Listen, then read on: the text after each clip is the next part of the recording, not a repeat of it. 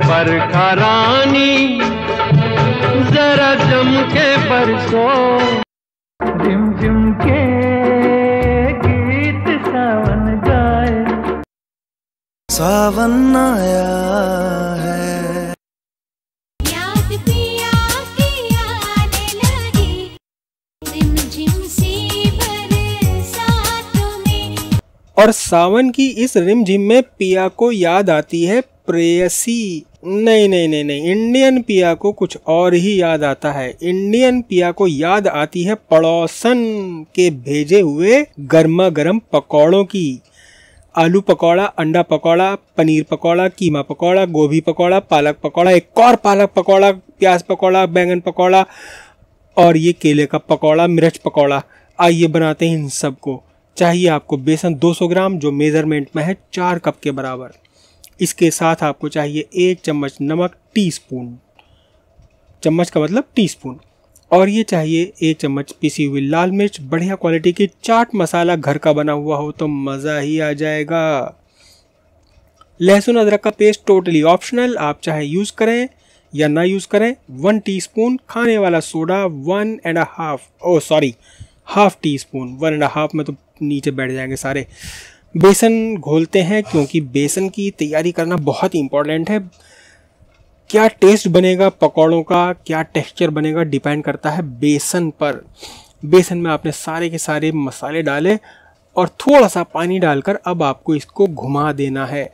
धीरे धीरे घुमाते रहना, एक ही डायरेक्शन में घुमाते रहना। थोड़ा थोड़ा पानी मिलाना है, एक साथ बहुत सारा पानी नहीं डालना। चम्मच का तला, चम्मच का बेस रखना है अपने से दूर की तरफ और इसे लगातार बर्तन की दीवारों पर रगड़ते रहना है ताकि सारे की सारी गांठें, गुठलियां इसके अंदर से टूट जाएं और आपको मिलेगा एक स्मूथ बैटर। और फिर इस बैटर को कम से कम आधा घंटे के लिए आपको रखना है रेस्ट के लिए। थोड़ा थोड़ा पानी मिलाना है और यूज़ करते टाइम हम इसकी कंसिस्टेंसी अपने अकॉर्डिंग सेट कर लेंगे। सबसे पहले बनाते हैं गोभी के पकौड़े। गोभी को आपने तोड़ना है, नाइफ से काटना नहीं है। तोड़ने पर अगर इसमें कोई अंदर कैटरपिलर, कोई गड़बड़ हुई, सामने आ जाएगी। गोभी के इन पीसीस को डाल दीजिए बैटर में। यहाँ देखिए थोड़ा सा पतला कर लिया है बेसन को ताकि गोभी के अंदर तक बेसन पहुँच जाए। बहुत बढ़िया से डिप किया और छोड़ दिया तेल में। पीली सरसों का तेल, वर्जिन, विदाउट एनी प्रोसेसिंग, अपने सामने कोहलू पर निकलवाया हुआ। इन पकौड़ों को हमने 2 बार फ्राई करना है, इसलिए पहले फ्राई में बहुत ज़्यादा तेज़ नहीं करेंगे, पूरा फ्राई नहीं करेंगे ना, हाफ फ्राई करेंगे फर्स्ट फ्राई में।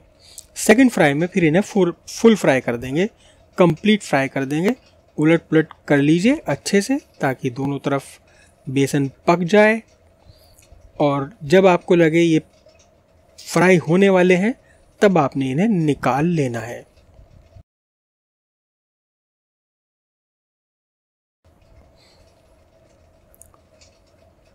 लीजिए, अब इन्हें छोड़ दीजिए ठंडा होने के लिए 5-7 मिनट, 10 मिनट, जब तक ये पूरी तरह ठंडे हों।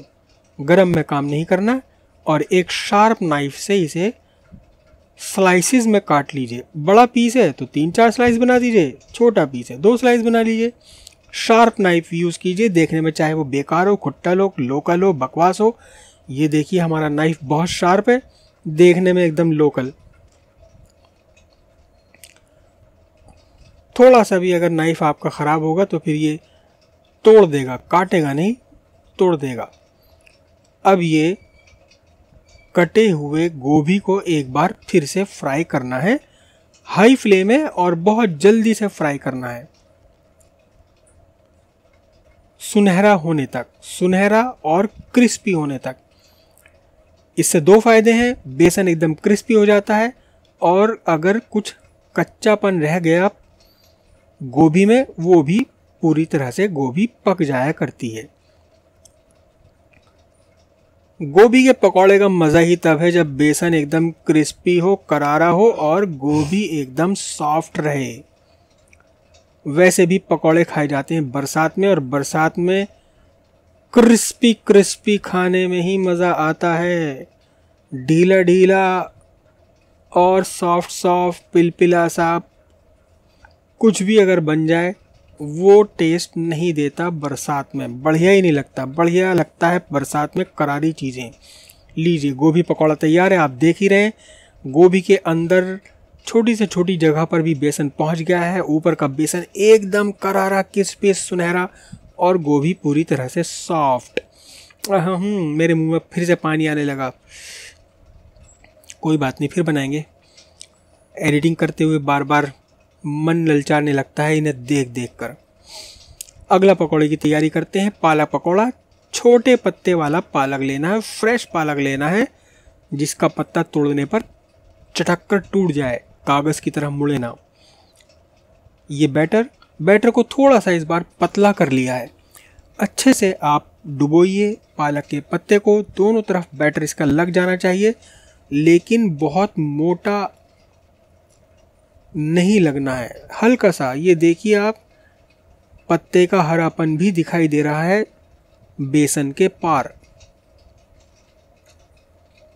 पत्ते के दोनों साइड अच्छे से बेसन आपने लगाना है, लेकिन लगाना पतला है, थिक नहीं लगाना, क्योंकि पालक का फ्लेवर अपना बहुत हल्का होता है। मोटा बेसन लगा दिया पालक तो ख़त्म ही हो जाएगा इसके अंदर से, इसलिए बिल्कुल पतला बेसन लगाना। हल्की सी लेयर लगानी है जिसमें पालक का पत्ता दिखाई भी देता रहे, हरा हरा दिखाई देता रहे। और फिर इसे फ्राई करना है एकदम लो फ्लेम पर। हल्की फ्लेम रखनी है आपने, ऐसा ना हो एकदम से जल जाए। पालक का पत्ता अंदर से बिल्कुल ओरिजिनल रहना चाहिए। ये देखिए बिल्कुल मिनिमम फ्लेम है और धीरे धीरे इसे यहाँ से हम सेकेंगे। हाई फ्लेम पर एकदम जल जाएगा और पालक का टेस्ट ही ख़त्म हो जाएगा। आप देख रहे हैं कि तेल बहुत हल्का गर्म है, बहुत तेज़ बुलबुले इसमें नहीं उठ रहे हैं। दोनों तरफ से उलट पुलट करके इसको बहुत अच्छे से सेक लेना है, सुनहरा सुनहरा होने तक। और बढ़िया पालक के पकौड़ों की खूबी है कि पालक के पत्ते का रंग नहीं बदलना चाहिए। ये तभी होगा जब आप लो फ्लेम पर इन्हें थोड़ा सा देर तक धैर्य के साथ, सब्र के साथ इन्हें फ्राई करेंगे। बेसन हो जाए सुनहरा और पालक का पत्ता रहे हरा के हरा, उसका अपना टेस्ट भी बना रहना चाहिए और ओरिजिनल टेक्सचर भी बना रहना चाहिए। दोनों तरफ से इन्हें सेक लीजिए, बढ़िया करके फ्राई कर लीजिए। लगभग होने वाले हैं ये। एकदम करारा क्रिस्पी पकौड़ा बनता है ये। पालक का पकौड़ा बहुत ही टेस्टी होता है। Almost ready. ये देखिए क्या सुनहरी रंगत आई है इसके ऊपर। आहा, सोच सोच कर ही मुंह में पानी आ जाता है। लीजिए तैयार हैं आपके पालक के पकौड़े। क्या खूब रंगत, क्या खूब इनकी सूरत। हरा हरा भी है और सुनहरा सुनहरा भी है। पालक के पकौड़े सर्व कीजिए किसी भी चटनी सॉस के साथ। सुबह का नाश्ता हो या शाम की चाय हो, मज़ा आ जाता है इन पकौड़ों में। दोस्तों अगला पकौड़ा बैंगन का पकौड़ा। बैंगन के पतले पतले स्लाइस आपको बना लेने हैं, चाहे गोल वाला बैंगन हो या लंबे वाला बैंगन, कोई डिफरेंस नहीं। पतले पतले स्लाइस बनाने हैं। बहुत मोटा स्लाइस बनाएंगे तो बैंगन कच्चा रह जाएगा। छील भी सकते हैं, हम बिना छिले बैंगन के बनाते हैं, मज़ा लगता है, अच्छा लगता है, टेस्टी लगता है। और अब इस बैंगन के स्लाइसिस के ऊपर आपने लगा देने हैं चाट मसाला।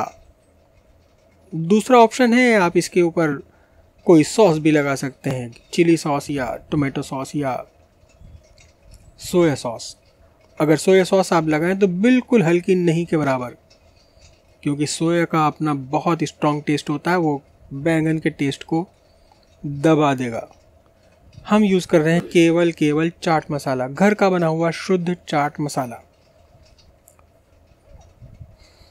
और अब आपने सिंपली इन्हें बैटर में डिप करना है और छोड़ दीजिए कढ़ाई में। और फिर वही बात, यहाँ ऑयल बहुत तेज़ गरम नहीं रखना है, हल्का सा ही गरम होना है, बहुत तेज़ गरम नहीं होना है।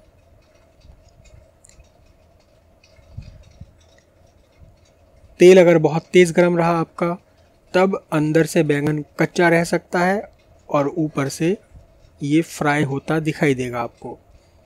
आहा हा, बढ़िया, एकदम बढ़िया, बड़ा टेस्टी होता है ये, ऊपर से एकदम क्रिस्पी करारा और इसके अंदर बैंगन हो जाता है मक्खन के जैसा सॉफ्ट। दोनों साइड से उलट पलट करके इसे फ्राई कर लीजिए। दोनों साइड एक जैसी सुनहरी और क्रिस्पी होनी चाहिए। लीजिए, तैयार है बैंगन के पकौड़े।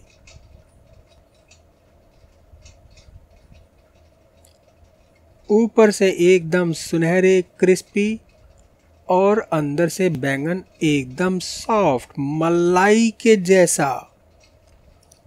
ये रहे बैंगन के पकौड़े। अंडा पकौड़ा बनाते हैं। अंडा आपने उबालना है, हार्ड बॉईल करना है, अंदर तक पूरी तरह से ये बॉईल हो जाना चाहिए, हल्का सा भी ढीलापन इसमें ना रहे। छील लीजिए और काट लीजिए 2 पीस। नहीं, 2 तो मुश्किल पड़ेंगे, कढ़ाई में संभलते नहीं है, इसलिए कर लेते हैं 4 पीस। एक अंडे के 4 पीस। और फिर इन अंडों पर भी वही काम करना है जो बैंगन के साथ किया था। चाट मसाला इनके ऊपर छिड़क दीजिए, बढ़िया सा, घर का बना शुद्ध चाट मसाला हो तब और भी मज़ेदार बात हो जाएगी। कोई सॉस भी आप इसके ऊपर लगा सकते हैं, थोड़ा सॉस लगाना मुश्किल होता है, इसलिए चाट मसाला से ही हम काम चला रहे हैं। डाल दिया बेसन के बैटर में, अच्छे से इसके ऊपर बैटर लपेटिए और छोड़ दीजिए कढ़ाई में। बढ़िया करके बेसन का बैटर इस पर लगा दीजिए, क्योंकि अंडा अक्सर कहीं कहीं से बेयर रह जाता है जहां बेसन टिक नहीं पाता, चिकनी सरफेस है अंडे की। क्योंकि इस अंडे के पकौड़े को भी हमने 2 बार ही फ्राई करना है। पहले बार में हाफ फ्राई और सेकंड बार फुल फ्राई। एक एक करके सारे अंडे डाल दिए आपने कढ़ाई में, तेल में। दोस्तों, ये सारी रिकॉर्डिंग हमारी अलग अलग टाइम पर हुई है, इसलिए आप देखिए कढ़ाई भी चेंज हो गई यहाँ। ये लीजिए, अंडा पकौड़ी बन गई है और आप देख रहे हैं फुल फ्राई नहीं है, हल्का से इस पर रंगत आई है। अब इस पर एक बार फिर से बेसन लपेट देना है। दोस्तों, बड़े पकौड़े बनाने के लिए आपको 2 बार बेसन लगाना ही पड़ेगा, या आप पहली बार में ही अगर बहुत गाढ़ा, बहुत थिक बेसन लगा देंगे तो वो मज़ा नहीं आता, क्योंकि अंदर तक कुछ ना कुछ बेसन में कच्चापन रह ही जाता है। आपने पहली बार बेसन लगाया, फ्राई किया, दूसरी बार बेसन लगाया, फिर फ्राई किया। पकौड़े का साइज़ भी बड़ा होता है, एकदम जिसे कहते हैं किंग साइज़, और बेसन अंदर तक पका हुआ भी होता है। 2 बार करने का यही इसका फ़ायदा है। साथ ही साथ दूसरी बार आप फुल फ्राई करेंगे तो बाहर की लेयर हो जाती है एकदम क्रिस्पी, करारी, जबकि अंदर का बेसन सॉफ्ट ही बना रहता है। और ये इस पकौड़े को बना देता है कि यूनिक पकौड़ा, पकौड़ा किंग। लीजिए, हो गया फ्राई, बढ़िया क्रिस्पी सुनहरा, डबल फ्राई। काट के इसे देखेंगे, देखिए अंदर से बहुत ही सुंदर निकलता है ये वाइट एग, और उसके चारों तरफ सुनहरा सुनहरा बेसन। और बनाते हैं अब केले के पकौड़े। सुने भी नहीं होंगे ये केरल की एक ख़ास डिश है जो वहाँ यूज़ होती है अक्सर ब्रेकफास्ट में। हम इसे खाया करते थे ट्रेड फेयर, प्रगति मैदान, अब से 10-15 साल पहले तक। केले के आपने स्लाइसेस लेने। केला आपको लेना है यहाँ टाइट वाला केला, और टाइट में ऐसा भी ना हो कि आप कच्चा केला ले लें, टेस्ट नहीं आएगा। अच्छा सही राइप केला होना चाहिए, एकदम पका हुआ, लेकिन सॉफ्ट भी ना हो, पिलपिला भी ना हो, ढीला ढीला भी ना हो। और इस केले पर भी डाल दिया चाट मसाला। मन तो कर रहा है ऐसे ही उठा के खा जाऊं, नहीं भाई पकौड़े बनाएंगे। बेसन में आपने डाला, अच्छे से इस पर बेसन लपेटा और फिर इसे छोड़ दिया कढ़ाई में। इसे भी हम डबल फ्राई ही करेंगे, सिंगल फ्राई में भी काम चल जाता है केले का, क्योंकि केले की स्लाइस काफ़ी थिक होती है अपने आप में, और हमें केला कच्चा रहने का तो कोई डर होता ही नहीं। केला तो ऑलरेडी राइप लिया है, पका हुआ केला लिया है, इसलिए ये फर्स्ट फ्राई में भी काम बन जाता है। लीजिए, ध्यान दीजिए, लौ बहुत हल्की है, बहुत हल्की फ्लेम है, और धीरे धीरे इस हल्की सी फ्लेम पर जब आप पकौड़े बनाते हैं तब इसका टेस्ट बना रहता है नेचुरल एकदम। बेसन बस पकेगा, बेसन जलेगा नहीं। और रंगत आप देख ही रहे हैं, कितनी खूबसूरत रंगत है, यूनिफॉर्म, हर तरफ से एक जैसे सिका हुआ। लीजिए, बनाना फ्राई या केले का पकौड़ा। मेरे मुंह में पानी आता रहता है बार बार, क्या करूं। बना तो हम लेते हैं ये रेसिपी बहुत पहले, एक डेढ़ महीने के बाद में, 2 महीने के बाद में जाकर इसकी एडिटिंग करता हूं मैं, और फिर याद कर के चटकारे लेता रहता हूं बैठा बैठा। लीजिए, अब बनाते हैं पनीर के पकौड़े। पनीर को भी आपने स्लाइस कर लेने हैं पतले पतले, और इसका भी वही तरीका है, घिसा पीटा, बार बार क्या दोहराऊं मैं उस चीज़ को। चलो भाई, जब बना रहा हूँ तो कर ही देता हूँ। वैसे भी पकाने की मुझे बहुत आदत है। हाँ, नहीं खाना पकाने की नहीं, लोगों को पकाने की बहुत तकड़ी वाली आदत है मुझे। लीजिए, छोटे छोटे पीस कर लिए आपने, पतले पतले स्लाइस कर लिए, और इनके ऊपर भी हमने वही करना है चाट मसाला। नहीं दोस्तों, आपने इस बार कोई लगाना सॉस, किसी पीस पर लगा दीजिए चिली सॉस, किसी पर लगा दीजिए सोया सॉस, किसी पर लगा दीजिए टोमेटो सॉस। भाई सोया सॉस के साथ थोड़ी सी प्रिकॉशन रखना, हल्की सी लगाना, वरना सोया सॉस तो अपने सामने किसी की चलने ही नहीं देता, वो तो सभी का टेस्ट खा जाता है, अपने ही अपना टेस्ट छोड़ देता है बस। बढ़िया करके इन्हें लपेटते हैं बेसन में और फिर छोड़ देते हैं कढ़ाई में। इसे भी 2 बार ही करना होगा। पहली बार में हल्का बेसन लगाइए, पतला बेसन लगाइए, हल्का सा ही इसे फ्राई करेंगे, हाफ फ्राई, वो भी बहुत हल्की वाली फ्लेम पर, मिनिमम फ्लेम पर। सुनहरा नहीं होने देना है, बस बेसन को अच्छे से पकने तक हमने इसे फ्राई करना है। लीजिए भाई, एक एक करके सारे पकौड़े।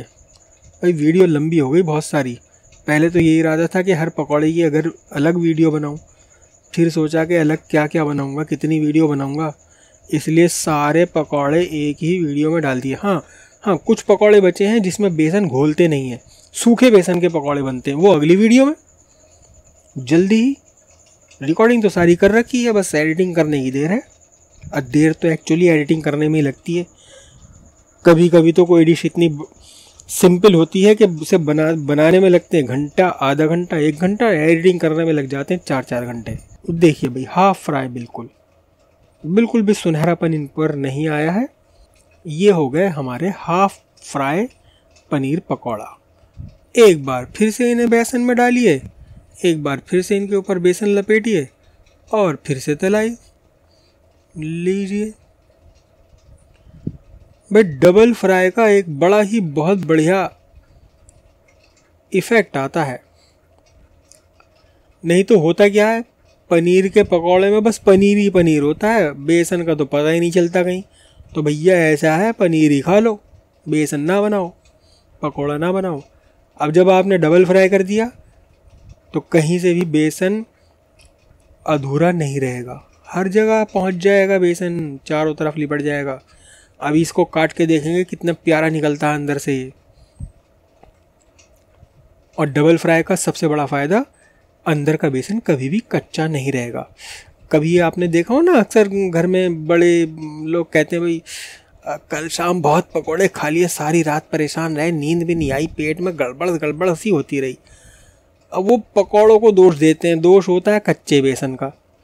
मोटे मोटे पकोड़े बनाए, गाढ़ा गाढ़ा थिक बेसन उसके ऊपर लगाया था, वो अंदर कच्चा रह गया। अब टेस्ट तो क्योंकि आ ही जाता है इनमें। ये देखिए भाई, फ्लेम हल्की फ्लेम पर है, दूसरी बार में फ्लेम थोड़ी सी ज़्यादा रखनी होती है। हाँ, तो कच्चा बेसन, अब वो उसमें मसाले पड़े हुए हैं तो बेसन के कच्चेपन का तो टेस्ट आता नहीं, एहसास होता ही नहीं बेसन इसमें कच्चा है। मज़े मज़े में खा लिए। और ख़ास तौर पे जब चटनी वटनी साथ में हो तो कुछ पता ही नहीं लगता। फिर पता लगता है रात में जाके जब पेट में कुछ गड़गड़ सी होती है, और वो गड़गड़ होती है कच्चे बेसन की। बेसन अपने आप में ज़रा हैवी है और तलने के बाद और भी हैवी हो जाता है, और कच्चा हो तो भैया ये तो पेट का जो है बस हाल बुरा कर देता है, कच्चा बेसन पेट में जाकर। उलट पुलट करके बढ़िया से सेक लेने हैं, धीमी आंच पर करिए काम, धैर्य के साथ, सब्र के साथ। सब्र का फल मीठा, अरे नहीं मीठा नहीं, बहुत टेस्टी होता है। मीठा तो पुराने ज़माने में हुआ करता था, अब तो होता है एकदम बढ़िया वाला टेस्टी करारा कुरकुरा। सब्र का फल मीठा, सब्र का फल टेस्टी। लीजिए, पकौड़े हो गए तैयार, पनीर पकौड़ा।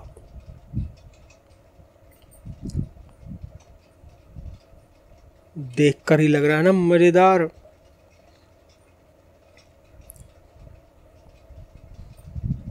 निकाल लीजिए सबको और सर्व कर दीजिए किसी भी चटनी के साथ में।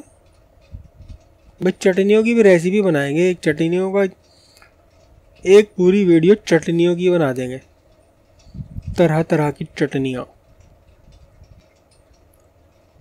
दोस्तों, आपके इस चैनल पर हम बनाते हैं एकदम सिंपल रेसिपीज़। अब मैं YouTube पर बहुत सारी चीज़ें देखता हूँ, बड़े अजीब अजीब से पकवान होते हैं। ऐसा लगता है कि एक बार उन्हें बना लिया तो पता नहीं दोबारा कभी ज़िंदगी में बना भी पाएंगे या नहीं। हमारे चैनल पर आपको मिलते हैं वो चीज़ें जो आप एक बार बनाएं और फिर बार बार बनाकर खाना चाहें। लीजिए, पनीर के करारे कुरकुरे पकौड़े रेडी हैं सर्व करने के लिए। सर्व करने के लिए करें, खाने के लिए रेडी हैं। हाँ, ये देखिए अंदर से क्या प्यारा निकलता है जब इसे काट के देखते हैं। मिर्च का पकौड़ा, बहुत बहुत तीखा तीखा सा होता है, रुला भी देता है अक्सर। तो ये इसके लिए आपको लेनी है हाइब्रिड मिर्च, मोटी वाली। और ये लिया, 1 चम्मच लिया था अमचूर, उसके साथ में डाला आधा चम्मच नमक, और लगभग 4 चम्मच डाला है ये गोले का बुरादा, डेसिकेटेड कोकोनट। सारे मिक्सचर को अच्छे से मिला लेना है, और ये बन गया मिर्च के अंदर भरने वाला भरावन। भरते हैं मिर्च के अंदर इसे। मिर्च पर आप कट लगाइए एक शार्प नाइफ के साथ, तेज चलने वाला नाइफ हो, भले ही देखने में सुंदर ना हो, जैसे हमारा लोकल नाइफ है, बिल्कुल चलता बहुत बढ़िया है। थोड़ा तीखापन कम करना चाहें तो इसके बीज निकाल दीजिए। और हाँ भाई, एक बात और ध्यान रखना, जब आप मिर्च के पकौड़े बनाते हैं तब बेसन में वो लाल मिर्च जो डाली थी हमने या वो पीली मिर्च डाली थी, उन्हें मत डालिएगा, नहीं तो ये बहुत ही तीखा हो जाता है। कट लगाया मिर्च में और इसके कुछ बीज निकाल दीजिए, वरना तो कोई बात ही नहीं है। वैसे भी ये हाइब्रिड है, हाइब्रिड तो चरचरी होती नहीं है। जो देसी मिर्च है, जवा मिर्च जिसे कहते हैं, वो होती है तीखी। ये तो बेचारी पहली फीकी है।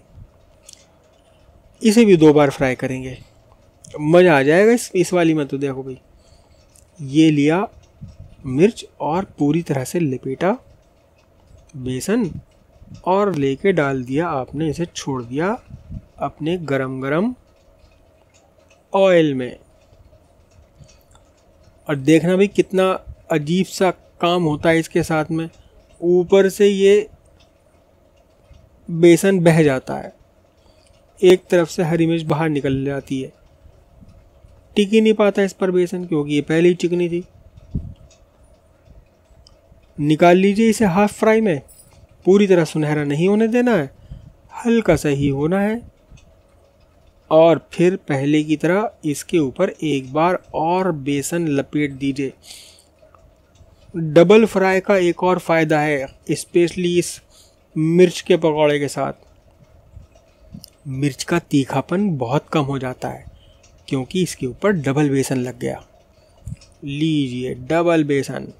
एक एक करके सारे पकौड़ों को फिर से दोबारा से बेसन लगाया आपने और छोड़ दिया कढ़ाई में। डबल फ्राई का तो अपना ही मज़ा है जी अलग। सिंगल फ्राई में नहीं बन सकता ऐसा बढ़िया वाला पकौड़ा। थोड़ा सा हाई फ्लेम है, आपको दिख रहा है। मैं तो कैमरा लेके घुस जाता हूँ कढ़ाई के अंदर। थोड़ी हाई फ्लेम। अक्सर आपने देखा होगा मेरे कैमरे पर एकदम फॉग आ जाती है, भाप आ जाती है, क्योंकि क्लोज़अप के चक्कर में कुछ ज़्यादा ही क्लोज हो जाता हूँ मैं कढ़ाई के और प्रेशर कुकर के। कभी कभी तो डर लगने लगता कहीं मेरे कैमरे के ही पकौड़े ना बन जाए।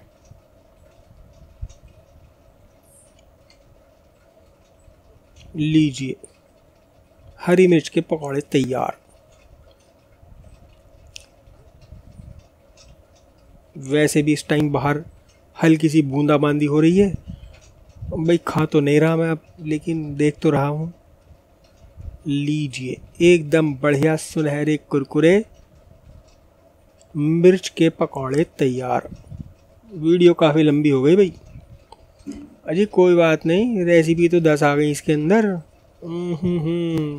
क्या बढ़िया करारे, कैसे करारे करारे खूबसूरत मिर्च के पकौड़े। और जी अब करते हैं फाइनली नॉन वेज पकौड़ा। भाई नॉन वेज वाला मैंने सबसे लास्ट में रखा है। वेजिटेरियन पर्सन्स प्लीज़ ना देखें इसे, हटा दीजिए। ये है कीमा, कढ़ाई कीमा, या फिर कोफ्ते हो तो उन्हें आप तोड़ लीजिए। कोफ्तों वाला कीमा, पका हुआ कीमा है, प्रॉपरली पका हुआ है ये। और इसकी रेसिपी ऑलरेडी चैनल पर आपको मिल ही जाएगी। कढ़ाई कीमा के नाम से भी है, कोफ्तों के नाम से भी है, कोफ्ता कोरमा। इसमें आपने डाली हरी मिर्च और प्याज, एक नया फ्रेश क्रंचीनेस देने के लिए। अच्छे से प्रॉपरली से इसे मिला लीजिए। बढ़िया सारी ढेर सारी प्याज और हरी मिर्च होनी चाहिए। बढ़िया करके प्रॉपरली इसे मिला लिया आपने। और अब इसकी बांध लीजिए टिक्की। देखिए मथना पड़ेगा काफ़ी सारा जब तक ये इकट्ठा होने लगे। और दबा करके इसकी एक टिक्की बना लीजिए, बिल्कुल वैसी जैसे शामी कबाब बनाते हैं। बन गई टिक्कियाँ। अब इन टिक्कियों को डाल दीजिए अपने बैटर में। इसे भी 2 बार ही फ्राई करेंगे क्योंकि पहली बार में इतना पतला बेसन इसके ऊपर रहता है कि पकौड़े खाने पर पकौड़ा नहीं बल्कि वो ऐसा लगता है जैसे शामी कबाब ही खा रहे हो। पहली बार में थोड़ा सा पतला सा बेसन इसके ऊपर लगा दीजिए। हाफ फ्राई आपको कर देना है। चिंता है ही नहीं कोई कच्चा रह जाने की, क्योंकि कीमा पहले ही पका हुआ है। लीजिए हो गए हाफ फ्राई। अब एक बार फिर से इन्हें डालेंगे। ये लीजिए डबल फ्राई का तैयार है। डबल फ्राई हमने दिखाया नहीं।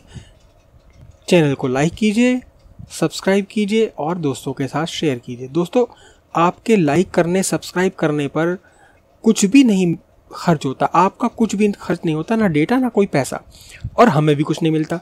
फिर हम क्यों कहते हैं भाई सब्सक्राइब करो? भाई थोड़ा सा तसल्ली मिलती है कि कोई हमारे काम को देख रहा है, अप्रिशिएट कर रहा है। बनाते रहिए, खाते रहिए, प्यार बांटते रहिए। शुक्रिया।